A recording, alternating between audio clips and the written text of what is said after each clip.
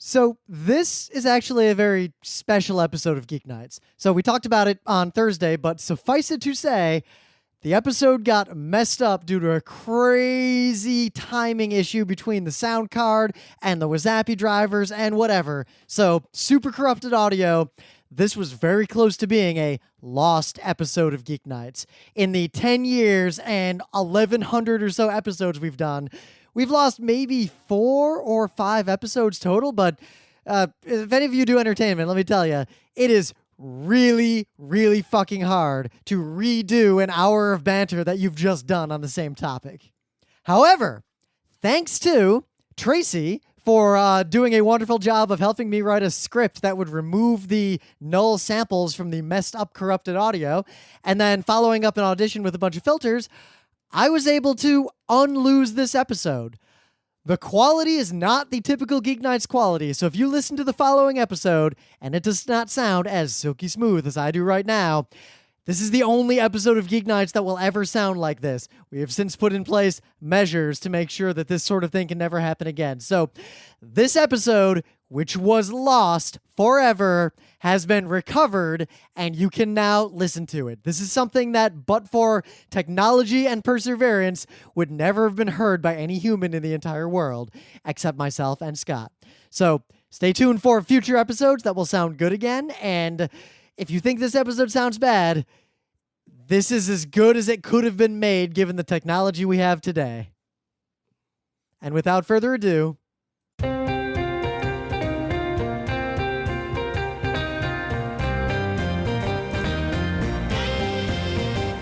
it's Tuesday, June 23rd, 2015. I'm Rim. I'm Scott. And this is Geek Night. Tonight we're talking about one of the newer Wolfenstein games, because Scott played it, but he didn't seem to remember which one he played.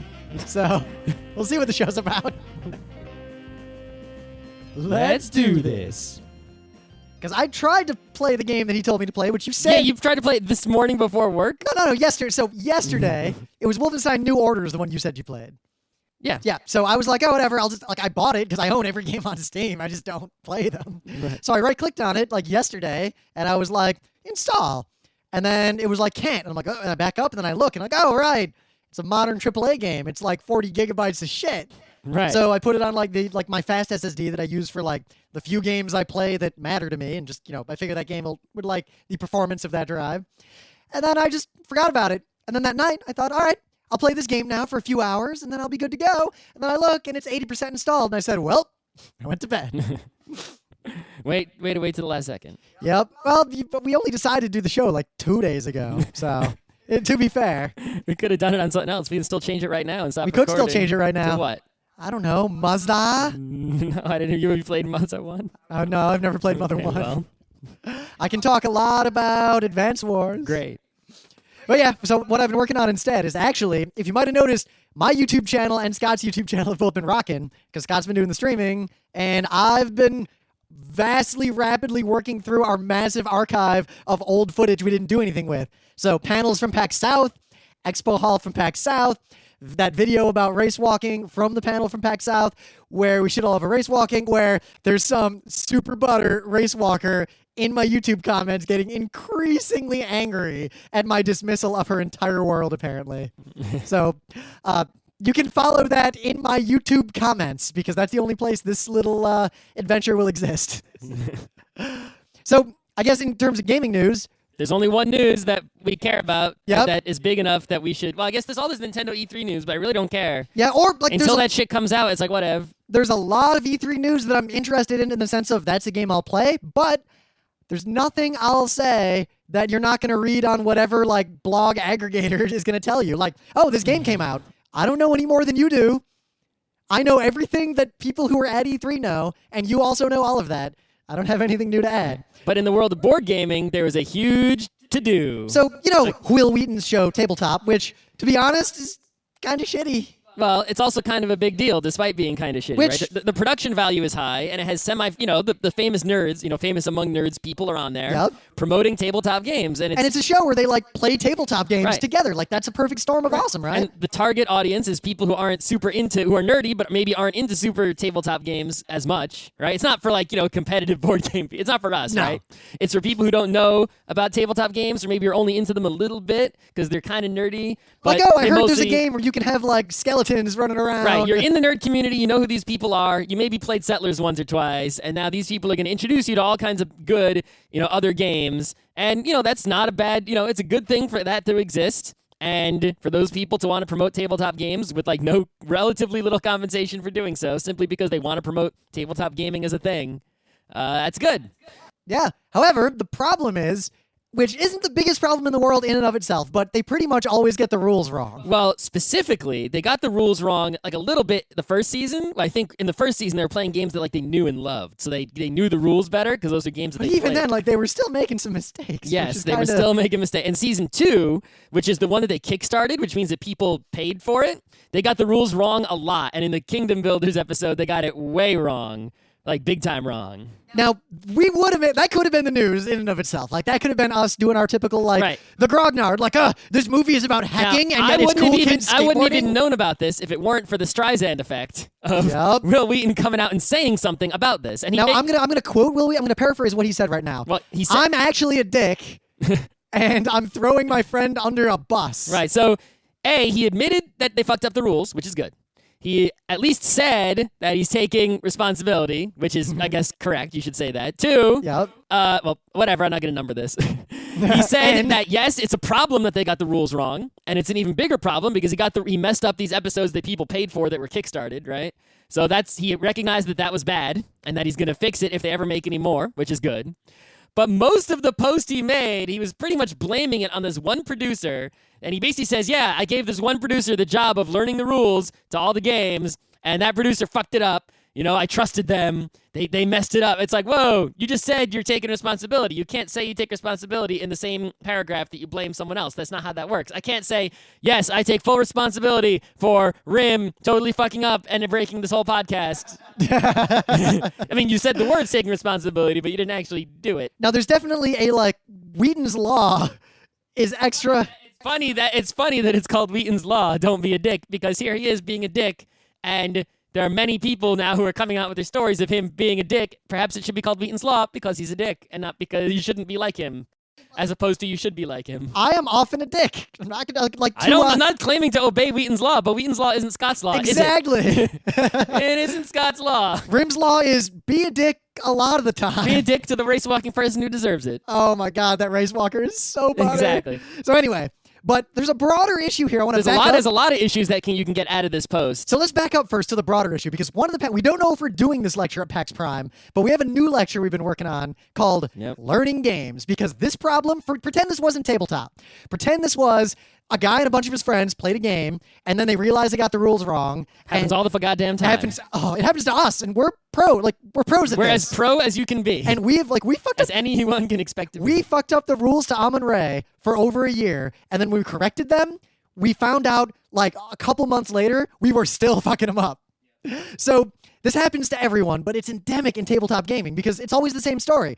Nobody wants to learn the rules to a new game. Nobody wants to read the rules because it sucks. B, the people who write the rules fuck up at writing them. Yup. C, people, even if they do read the rules, fuck up at reading them. And then 4, nobody questions the rules effectively in the course of learning or playing the game. If you learn the rules from someone else, because you're the vast majority of people who doesn't want to read the rules, you just want someone to teach you the game, right? Like apparently Wil Wheaton is. He just wants this producer to, read the rules and teach it to him.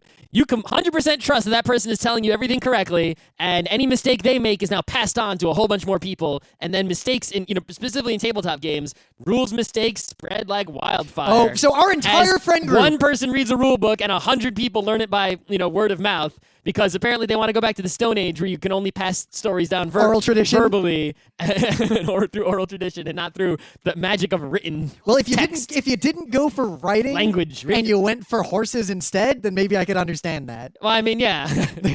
Oral tradition. If there's horses in your starting area next to your settler, Yep. why would you build writing first? Are you fucking stupid? You can just steal the stone tablets from Gandhi next to you. He's got them. You can. If you have You a know horse, if you got a horse, his elephant ain't gonna catch up to you. But so, well, like, here's an example of that. Glory to Rome. Kind of a complex game to learn. Oh, yeah. Because it doesn't follow a lot of typical patterns of games. True. Our entire friend group, except us, like found the game, and a few of our friends found it first, taught everyone but us. Mm-hmm. Then we played it. We're like, oh, this is a pretty good game. And then after we played it once, I bought it, and I immediately took the rules and read them cover to cover. I went back to our something that most people do not do. They'll buy a board game and throw the rules out. And then I could probably find the forum post where I told all our friends, guys, you've been playing this game 100% wrong. What the fuck? Yep. So the problem, and we see it in D&D too, in a different sense of like, once someone's the dungeon master, they're the dungeon master forever. But every gaming group in tabletop has the rules bitch, the person who actually knows the rules to all the games, and ends up having this like annoying duty of every game you play ends up being a teaching game where you are 100% responsible. Because if I teach a bunch of people like at a table at a con a game and I mess up a rule, I ruin the experience for them, and they're gonna blame me for their bad experience. Right. Well, if someone teaches me a game, I always ask for the rule book and start checking what they're saying. Right? Always. Me or Rim. You'll see whenever anyone teaches like our group a game, either me or Rim will have the instruction one of book, us is listening. No one else can be trusted. One of us is listening, one of us is reading. And even if like Rim is doing the reading, I'm basically constantly like, hey Rim, check that. Hey Rim, is this right? I'm asking him the questions because he's got the rule book. I'm not asking the questions to the person teaching the game. Yep. I'm asking Rim holding the rule book. Hey, check on this. Now, hey, what if this happens? there is an easy solution, but it involves if you care about tabletop games, it's Right, so that's the obvious question that comes up. It's like Wil Wheaton and other people on Tabletop and all board gamers in general. If you like board games so much, why don't you like reading the rules? Now, maybe we answered that question before. Board games today, especially American board games and especially Kickstarted board games, have the worst written rules. Even Netrunner, the game that I play more than any other game, has so many rules writing problems on the cards. It is like the number one problem with that game. It is heinous. A guy came. Here's a story, right? This guy comes to the Netrunner meetup. He had been playing Netrunner alone, with his friend, I guess, right? He hadn't really played with people in the public He hadn't anymore. been to the Capitol yet. He hadn't been to tournaments or anything like that. He works at the New York Public Library. He was a totally cool dude. He comes to our Netrunner meetup. He's like, hey, I found your meetup. Want to play some Netrunner? I'm like, that is the best thing ever. Come and play Netrunner with me. So I played Netrunner with him. Yeah. And then he puts a card on another card, and immediately I see he's trying to do something very clever. Very clever indeed. And if it had worked and was not against the rules, it would have been quite strong. However, I also immediately recognized, oh crap, that if you read the text on those two cards, the way they interact, It makes sense. any reasonable human being with a grasp of the English language would assume that the thing that he was doing would be a perfectly acceptable and legal play. But me, because I am engaged in the online community and the competitive community, and I read the FAQ and I read Twitter and I read all these things, knew that the thing that he was about to do was against the rules. And I was like, I was basically like apologizing to him. Like it was like I was the bad guy in giving him the bad news that like, sorry, that doesn't work. And your entire deck concept doesn't work because you got the rule wrong.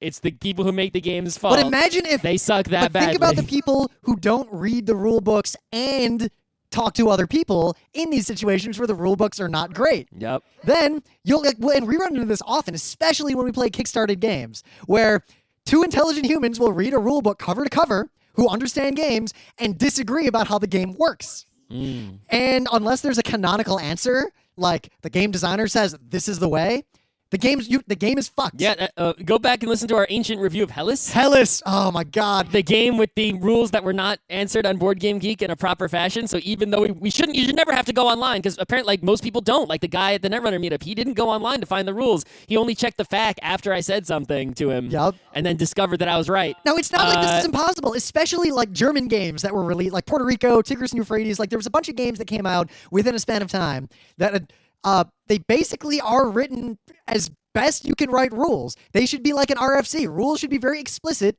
and very clear in their language.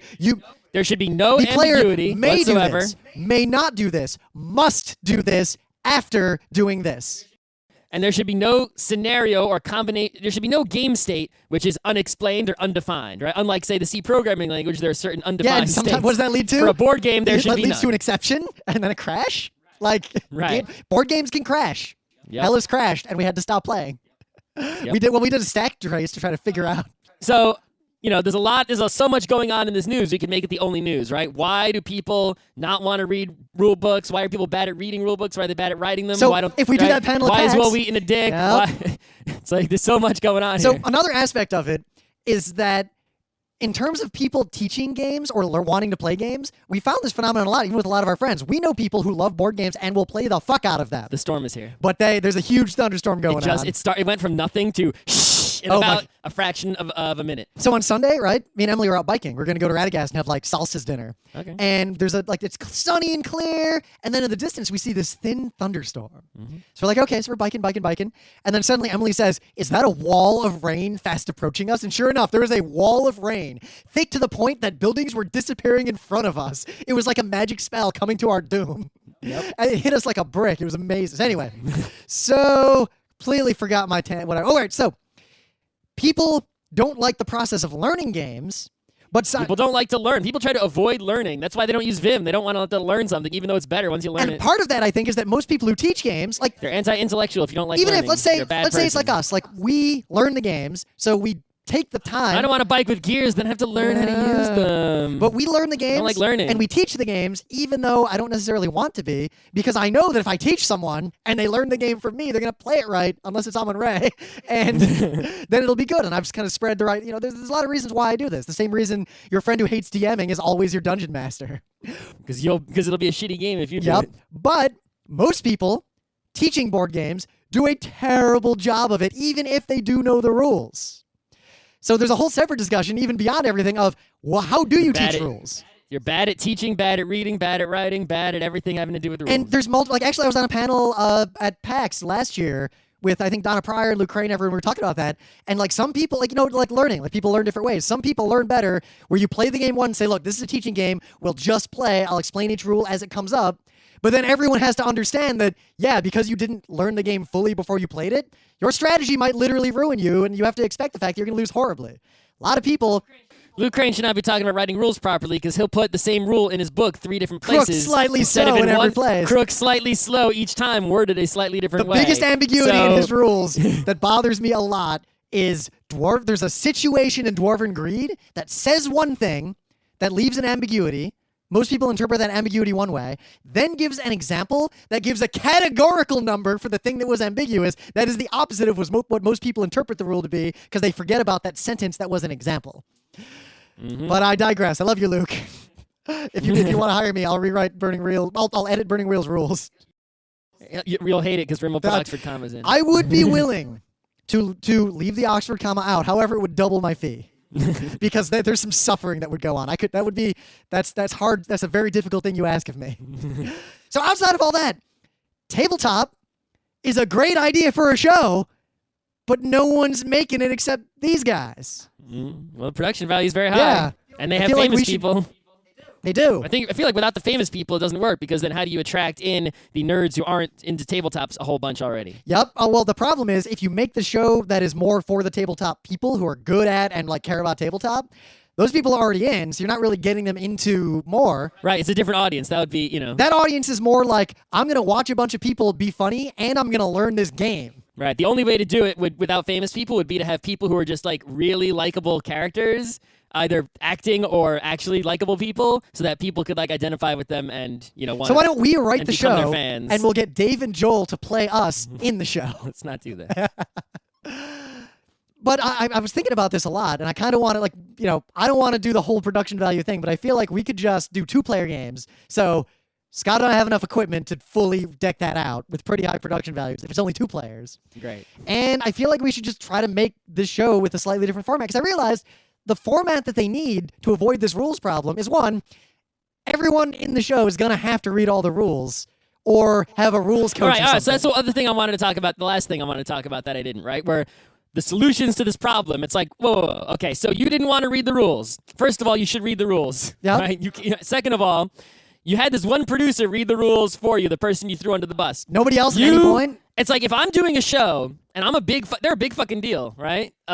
Famous people. Yeah, Wil Wheaton could have asked. You could get the designer of the game to come when you record. You can get a representative from the publisher of the game to come when you record the show. You can go on Board Game Geek and find a nerd who lives locally. And even if that nerd is not suitable for television, you could have that nerd consult from off screen and who's an expert at the game you have me playing. And I guarantee that rules lawyer nerd, they will make sure that you get every rule correct, Mr. Wheaton.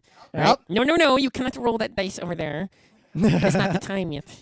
In fact, you make it a shtick, like Pee-wee's Playhouse, where someone's about to make a wrong move. Well, you can just edit that part out. You don't even need to see the nerd. Finally, you could have just somebody watch your episode before you upload it and make it public on YouTube, because it's not a live show, not live at all, and they could say, hey, you got these rules wrong here, and then you could put notes in the episode or edit the episode to conceal the parts where you got the rules wrong. Even the notes would be fine. You could dub over it and get the rules right. The format I would use is actually a little more subtle. I'd have the teaching section that I could upload separately that's also part of the episode, where it's like the gaming group that's in the show learning the game, like being taught it, however that is. And then the part of the show, or the show, like part 2, where they're playing it, maybe someone starts to mess up a rule, and that's part of the interaction. Like, oh, Scott, you're fucking that up right there. Maybe. Or, oh, guys, we messed this up. Because shows like this also, by plowing through and ignoring rules ambiguities, because when normal gamers play a game, there's always that moment where everyone stops, you got to check the rules, and we're all sitting around going, Or you're all playing, and Scott's doing his turn, and then I just say, hey, Pete, can I see the rule book? And Scott's like, why do you want to see the rule book? I just want to see the rule book. I just want to look at something. Just keep taking your turn. I'm just looking. Oh, no, you can't attack me in Umbria. Actually, I can. You can't stop me. But make that part of the show. Either script it, like if there's a commonly messed up rule, you script it where Felicia or someone messes up that part of the rule, and then you guys fix it in game. There are some games that Puerto Rico has a rule where if you fuck up the ship, there's a rule for what to do. In Fury of Dracula, if you fuck up Dracula, there's a rule you follow to fix it. Yep. Make that part of the show, because the reality is rules fuck ups. That's what actual tabletop gaming is like when you're playing a game for the first time. Yeah, or even 4 years after you start playing a game, even when you're a pro, Amon Ray. If any of you are playing Amon Ray, let me know, and I'll make sure because I'll bet you're messing these rules up too. Yeah, make sure you give the gods the correct sacrifice. You don't get goodies from the gods if you also steal from the temple. And the extra farmers can go fucking anywhere. Yep. Anywhere. Even where there isn't a farm. They can go in, what's the place with no farms? Dakla? Dakla. They can go to Dakla. Yeah, suddenly Dakla is pretty awesome if you got 3 of those things in your hand. Bam, bam, bam. Yeah, anyway. Yeah, well, 1 per turn. That's fine. Yep. There's a couple other rules that we also were, but anyway. So yeah, people should try to make this show better maybe, or Will just, I don't know. This is really easy for you to fix for your show. And if you ever make any more. Yeah, but you kind of... Also, I'm surprised to find out their show wasn't publisher, game developer sponsored. They were just picking games they wanted and being funded by Kickstarter money. Hey, game publishers, send us a copy of your game and also some money, and I will produce a show playing your game. Yeah. But my review will be 100% honest. If your game is garbage, I'm going to say so deal with it. Yeah, we'll even do a whole tabletop-y kind of episode thing. If you want me to say your game is amazing, no matter even how garbage it is, give us enough to retire. Give me enough money to go to the beach. Yeah. And not come back. So we're here in Monaco on our 8th week of vacation playing Munchkin now. Why would I be playing Munchkin? Oh, playing Munchkin? Yeah. Watching the Grand Prix. Munchkin. From our yacht. Is the Grand Prix of games. I highly recommend it, just like I recommend this caviar and the champagne. Yes, if you see, whoa, Kimi's coming out the tunnel. Oh. What level are you in the Munchkin? I don't know, 3, whatever. So yeah, there's a lot more to be said, but most of it will involve, hopefully will be us in a panel at either PAX or somewhere else if we decide to do this one instead of the other one on sports.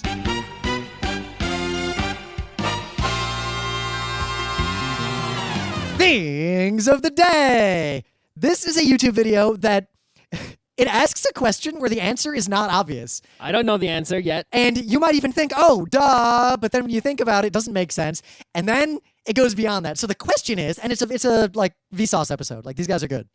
Why do we have 2 nostrils as opposed to 1 big one? Right. Wouldn't there at some point in the history of genetics, there would have been some genetic variation to where some creature had 1 nostril? And why did that 1 nostril creature somehow have a disadvantage at life and, surviving compared to the 2 nostriled creatures that resulted in every creature that has a nose having 2 nostrils. Now, the guess I had was it's like a screen door to keep bigger things from getting into it, like a big bug. No, that's what the hairs are for. Yeah, but also, like, I get this one, like, line down the middle. 2, I wondered if it was something around the nose, like if something covers your face and blocks it up, because you got the little ridge that kind of sticks out Yeah, past maybe the something flares. gets stuck in one nostril, you can survive with the other one. Yep. But the answer is not what you think. And then it answers another question that you probably didn't realize you had until just now. You ever notice how sometimes one of your nostrils seems like it's way more open and flowing than the other one? Yes. That's all the time. You always have one primary or fast and one secondary or slow nostril, and your body shifts stuff to change which one it is at different times during the day. Fucking body. Why don't you just keep both of them fast all the time? Yeah, you know what? The answer to that is kind of amazing. I should just get a surgery to make that happen. No, you'd be fucked if that happened. Why? Because you wouldn't be able to smell some things anymore. What? The slow nostril smells different things from the fast nostril. What the fuck? This video blew my mind in 9 minutes and 22 seconds, so I now know why we have 2 Are you nostrils. sure this is true? Yes, actually. This YouTube video can be trusted? So right now, my left one's slow, my right one's fast. Same. Yep. This video is amazing. Also, Vsauce is amazing, so you should just follow them. All right, so I was going to use another thing of the day, but there was this better thing of the day, so the other one's going to wait.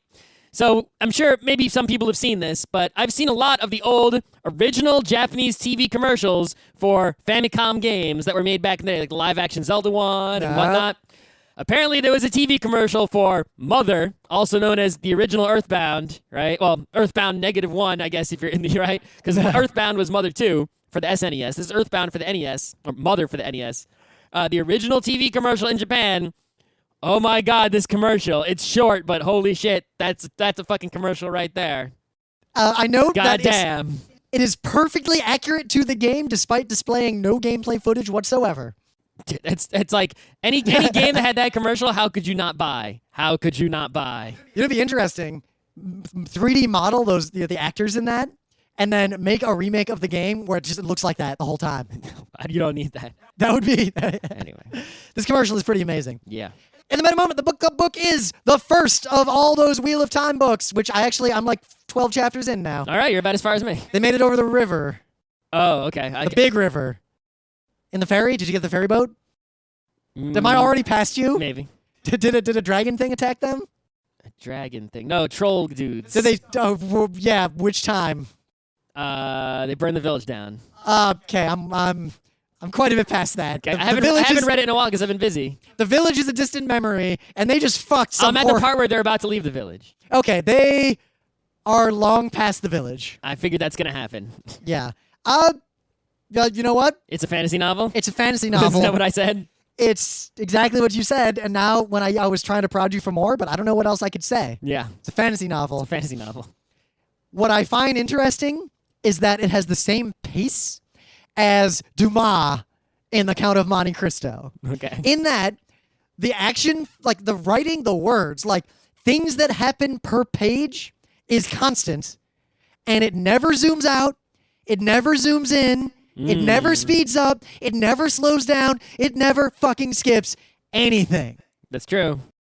And I'm not saying that's bad, You Mr. Dumas lover over nor am I saying that's good, but this is a fantasy novel, there. This is a fantasy novel. and it is better than most fantasy novels. I will already give it that. Well, you don't get to be ultra famous without with being complete garbage. I'm starting to see why some of our friends who were really into these books when they were younger are the way they are today, if this was their formative fantasy book, and why I'm the way I am today, because my formative fantasy after Lord of the Rings Hobbit was... Forgotten Realms. Yeah, pretty much all the, like, Elaine Cunningham, Elfie, Forgotten Realms. You're saying that of all the nerd media someone consumes, the fantasy novels they consume define them the most? In terms of their fantasy and role-playing taste, I think. I'll bet you could predict what classes people play in D&D when they're in their 20s based on the first 10 fantasy books they read. That would be a study I would like to see. Yeah. Anyway. Otherwise, we uploaded a ton of videos of stuff that I'll link to. Our Bad Games panel is up on YouTube, and very, very soon, I will have uploaded... Remember we did that walkthrough, like PAX Prime Expo Hall Live as an experiment, and it was pretty good. You know, Yeah, people seem like to we like that fucked for up a whatever bunch of reason. stuff because we just kind of made it and it was fine. So this is our second attempt from PAX South because that's how far behind I am in video. But it's about twice as good as that old one. So continuous improvement. Scott's got video of the Netrunner Championships he was just at. Yep. And otherwise, we're going to be at Kineticon in a few weeks. in Hartford, Connecticut. Very soon. And like we've said, If you are a nerdy person of any kind, which you are because you're listening to this, if you are within driving distance of Connecticut, Hartford, Connecticut, you should be at Kineticon. If you're farther away, maybe not worth it unless you're really rich and got nothing better to do. Like I would say, we'll fly to like PAX Australia and PAX South from here. You don't necessarily need to do all those same Only things. flying to PAX Australia if I can go to the Coral Reef this time. Yeah, maybe we'll take turns. Maybe I'll skip it. You go to this one. And then Geeknights has been to every PAX since 2008. I'll go to the Coral Reef without you. Yeah, because the worst thing is I'm going to be in You want to buy me Australia. an underwater camera thingy or just bring GoPro? I'm going to be in If I PAX went to the Coral Reef, Australia. I'd probably buy the newer. I'm waiting. The new GoPro should be out like later this year. I guess it'll be GoPro 5. Yeah. I'm glad I held out because I haven't used mine that much except skiing, really. I use mine for biking, but yeah, I mean, the one I have now only does 1080p 30. The current one, I think, does 4K. It does 30. some crazy shit. The thing is, forget the 4K. The newer one's got to do 4K 60, right? No, you stay Right. down at like the 720 180p, but then you have the ridiculous frame rate. You don't need the ridiculous frame rate. For skiing, ridiculous frame rate. Means you can do the slow mos, but I don't need the ridiculous frame rate for the fishies. No, not for the fishies. I want to see the fishies in 4K. Huh? Yeah, for the fishies, I'd use the 4K. I 4K think. fishies. Yeah. Anyway. Plus high frame rate, low light. Anyway. Okay, so during the Steam sale, which just happened, there were many games available, and one of them was Wolfenstein: The New Order. Also, Wolfenstein: The Old Blood, which I guess is some sort of extra game. So they're basically newer, I guess, remakes of, not remakes at all, actually, just new Wolfenstein games. Because there's the original Wolfenstein, the 2D. Then there's Wolfenstein, Which was made before we were born. and there's Wolfenstein 3D, the real first Wolfenstein. Freundleben, that one, right? Yep. Then there was those ones sort of in the Quake 3 era that I think they were actually using the Quake 3 engine. And no, I didn't really care about those at all. And now there's these new ones. And I was just sort of in the mood for a single-player FPS. Like, I just want to walk around and shoot guys, whatevs. Hey, Wolfenstein, I like Wolfenstein 3D. I wonder how much Wolfenstein is in this Wolfenstein. And I can tell you there's a lot more Wolfenstein in it than there was in those Quake 3 era ones. But basically, it's a single-player FPS. And, it's super AAA Gennaro in terms of its structure, right? It's like, do some stuff, watch an FMV. Do some stuff, watch an FMV. Plot, plot, plot.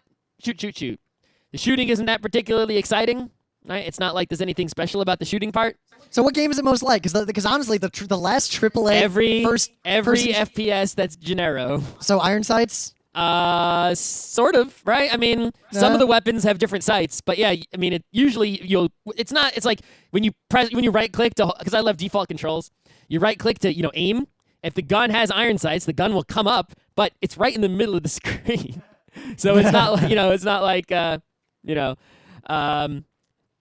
not like, the iron sight part matters really. Plus when you're not, when you're not holding the gun up to aim, there's on-screen sights. It's not only iron sights. There's, it's like Counter-Strike. So right? I mean, I'm not gonna lie. The last single-player AAA first-person game that I played all the way through was Deus Ex: Human Revolution. So Deus Ex, I wasn't into that game. I'm super into that game. But I can tell you the shooting part of that game is a million times superior to the shooting part of the Wolfenstein game. Because it wasn't Gennaro, right? You could actually do stuff in that. Yep. You had different aspects of shooting it. This is just literally walk around, shoot some guys. I beat every area using my basic strategy, which is find cover, hide behind that cover, picking guys off until there are no more guys. Move only when there are no more guys. Go and find the remaining guys if there are any and eliminate them. And I did that every single part of the game, and it worked. It's kind of a shame. Was there any tactics to the shooting, or was it just? No, the shooting was the most boring. I mean, it wasn't. It was like I got what I wanted, which was go around shooting guys. But there was nothing particularly exciting about the shooting part, other than you could, if a grenade was thrown at you, if you could aim at the grenade and push E, you could throw the grenade back, which is kind of cool. That was like their clever mechanic, or just throw a grenade back. You could do some stealthiness if you wanted. It was kind of easy to do. You can get up behind a guy and middle click to sort of kill him with a knife quietly, or use the silenced pistol to kill a guy quietly. And there were certain areas where clearly they wanted you to do that, and you could do it, to get away with, progressing a little more quickly instead of, attracting the attention of every Nazi in the area. Nah. So in terms of, because the Wolfenstein 3D, when I think of Wolfenstein, I always think about its explore a maze, and the shooting and everything is kind of ancillary to that. So the shooting wasn't ancillary in this one, but there were a lot, they really did try to make it a lot like Wolfenstein 3D in ways such as there are a lot of secrets to find, right? You can really go through every area looking for secrets, and secret areas and all that kind of stuff, just like the original Wolfenstein 3D. And that part, I like that part because some of the secrets are pretty well hidden, vents and things you could destroy and, a little bit of platforming, a little bit of I don't know. puzzling here and there. It's hard to sell me on vent-based gameplay if I played Deus Ex, because Deus Ex is the vent game. This has the same amount of vents that, an FPS is expected to Okay, have, it's not like the right? Deus Ex of there is guaranteed to be a vent everywhere. No. Not at all. But it wasn't very maze-like. It's pretty much go, figure out how to get to the next area, right? Kind of stuff. It wasn't, you didn't have to search. But I guess Wolfenstein 3D, even though it was a maze, we were just also going ahead, right? Get the key, open the door, go to the next area, whatnot. So whatever. Yeah. The things that stood about this game were the plot had some positive aspects, but was mostly a ridiculous, stereotypical AAA game plot that was so groan-inducing. Oh, no. Right? So you have the good parts of the plot where that basically it tries to explain the ridiculousness that was present in Wolfenstein 3D. Like, why is there a ridiculous Nazi in a robot suit? And why are there a ridiculous Nazi Frankenstein? And No, in a way, that's sort of retcon. Like Adventure Time does that. Like, hey, what was the deal with that thing way back in Season 1? Right, so basically the story here is basically the story of Captain America, BJ Blazkowicz. Yeah, my dude. He basically... he has his own Wikipedia article. Yeah, he takes some damage, basically, and is holed up in an asylum for a long-ass time, until from the 40s all the way to the 60s. And then in the 60s, the Nazis come and shut down the asylum, and he wakes up from his vegetative state and is BJ Blazkowicz again. But the Nazis have won, and they have all sorts of ridiculous technologies, including, I'm going to spoil the fuck out of this because who gives a shit, right? Yep, so that's fine. Including Nazi moon base that you go to in one of the last levels. That's kind of expected. Right? And after he escapes, at the beginning of the game, the plot is actually sort of reasonable and based in, They should have made it on Mars, and then they could have made it be a UAC facility, and then it turns out that UAC was just a Nazi science program and linked it to Doom, but they could have. If you're going to go crazy, that's the only advice I have. I'll let you continue. Yeah. If you're going to go crazy, just go all the way crazy. They did go all the way. Metal they Gear. went all the way crazy.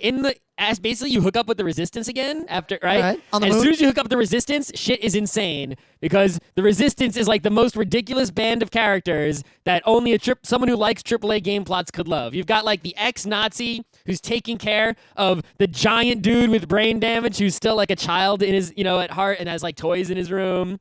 And, the tough old lady who's in a wheelchair because her legs are smashed up, who's in charge of things. And your girlfriend who's the smart girl who you escaped from the asylum with. She was the nurse who took care of you when you were a vegetable.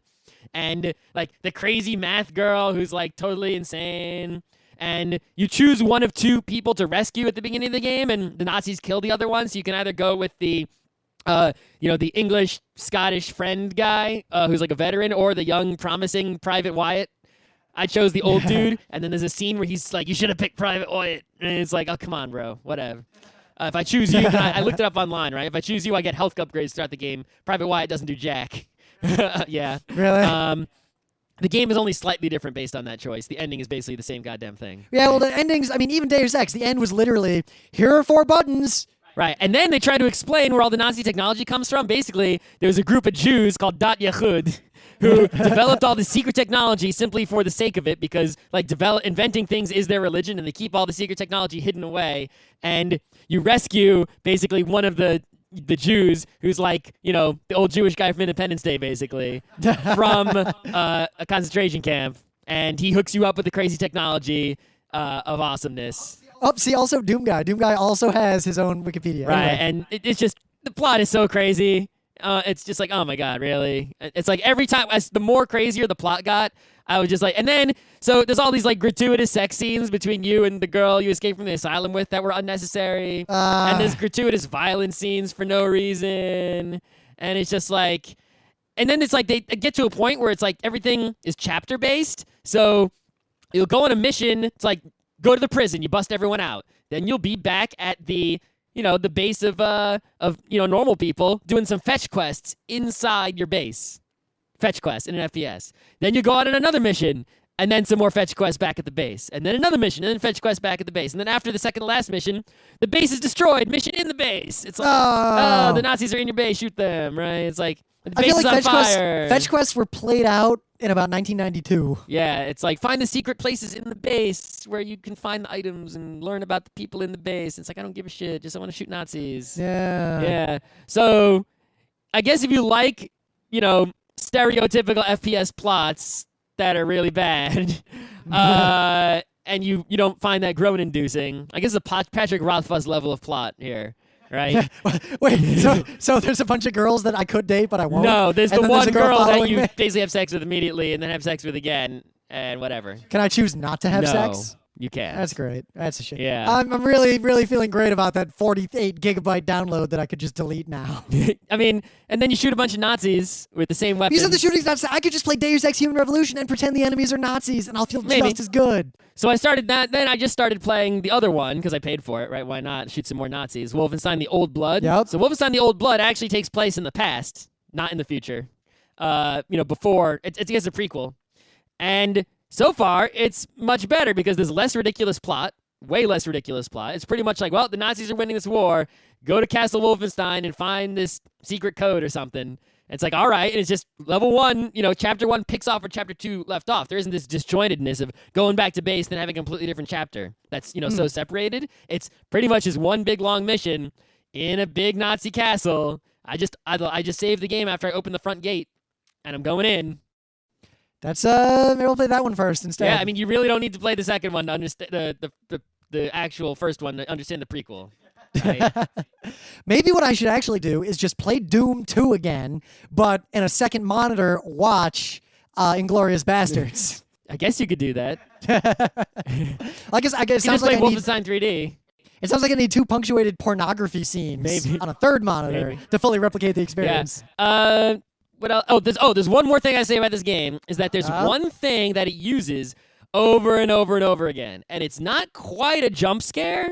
It's maybe a subset of jump scare, right? All right. Even the Old Blood keeps reusing the same thing. The same sort of trope happens like 100 times in these games, which could be fine. Like in Doom, the trope is, oh shit, the lights go out and you're surrounded by monsters. The trope worked the first time, and after that, the second time they did it, it's like, oh, I guess that's a trope, and then they kept doing it over and over and over again. And it's basically, for example, you'll see a vent, and you'll be like, well, that's the place to go. You'll climb up into the vent, and there's it's like one of the Nazi characters in there and grabs you, right? And it's like, oh, I guess it's cutscene time, right? You've been captured by Nazis.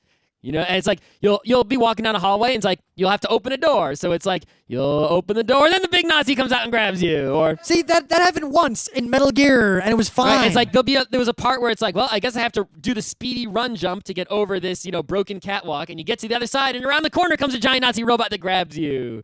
And it's like you just keep getting captured, like by things that come around corners, out of vents, or whatever, to sort of end the section that you're in and take you into the next cutscene plot part where you're captured by Nazis or something. And this happens like a zillion fucking times. I guess it just reminds us why so many times. the number of FPSs in particular, there are a lot of them, like AAA FPSs. Very few of them do anything interesting or have any serious craft put into them.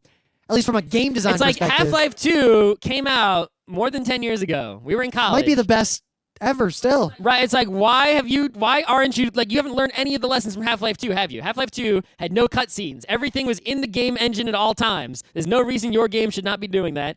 They didn't stop and have a chapter, right? Gordon Freeman is going from place to place to place. There's never any question of how did he get from there to there or anything like that. It's like literally, it's 100% from beginning to end. Every step Gordon Freeman takes is a step you take, right? It's like, if I'm making an FPS, I'm starting at Half-Life 2 and progressing from there, not progressing backwards, right? To an older time before Half-Life 2 existed. Why would I do that? Unless you're going to that older time to then take an element that was dropped and focus on it, like Serious Sam did for that Doom-style gameplay. Right, of course.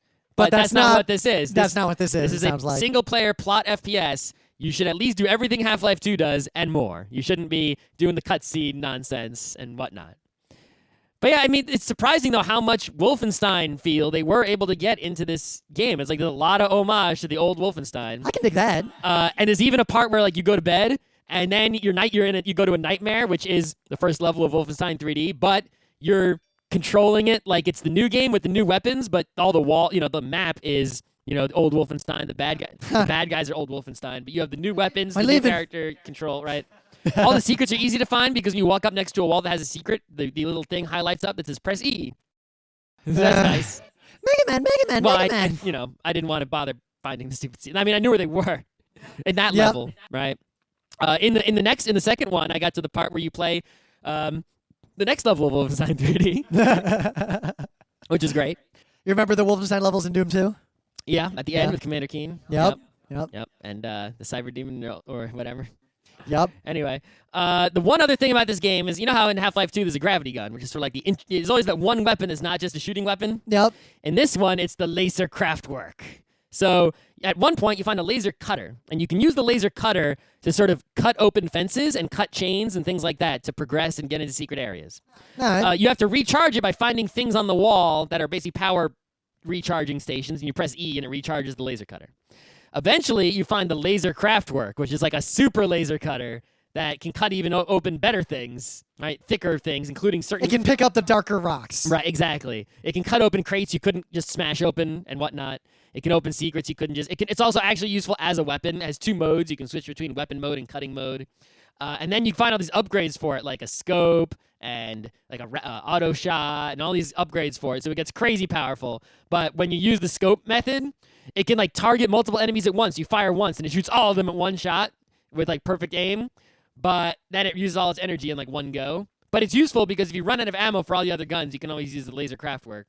Well, just like the bug gun in Half-Life. Right. And when you fight like the giant robot near the end of the game, you have to use the laser craftwork to mess with it, right, and whatnot. So, because you're going to run out of ammo if you try to shoot it with your other weapons. So there's some interesting things going on with that mechanic. It's not as good as the gravity gun, but I imagine it was a lot easier for them to program. And I guess it's more Nazi-themed, laser craftwork. So if you want to shoot some Nazis, maybe find some secrets, you're in the mood to shoot some AI-controlled dudes, this game was way cheap during the Steam sale. But if you... It's not cheap anymore, so I wouldn't buy it necessarily now. I got it for a ridiculous cheap Steam sale price. Yeah, wait for it to be on sale again. Right, it will be. And if you don't like a single-player FPS, if you're bothered by a really bad plot with really wacky characters and nonsense, then you probably shouldn't. Maybe that you only want the plot with nonsense. You can probably watch it on YouTube, right? I guess there's also these collectibles, like find all the Enigma codes and find all the golden bits. I care about that to a negative degree in all games. The only other mechanic I haven't talked about is the perk mechanic, which is like the way to level up. Is it like Deus Ex? I don't know what Deus Ex is like, but it's basically... So you get like an upgrade point, and then you have like a bunch of different areas you can spend it that have like trees. It's not like that. So, for example, it'll be like, oh, you want the knife upgrade, huh? To where you can hold more throwing knives? Well, get this achievement of kill X guys with throwing knives. And then it'll unlock the hold more throwing knives. And then it'll unlock more achievements you can accomplish, which will unlock more upgrades. I basically completely ignored them and had no problems beating the game whatsoever. That's fine. Maybe I'll just try it on a harder difficulty. Yeah. I mean, I played on Bring 'Em On. The only things above that are Hurt Me Plenty. Or I guess Hurt Me Plenty's after that, right? And then Uber? Uber. There's I Am Death Incarnate, and then they added Uber after that. Yeah, I played Bring 'Em On.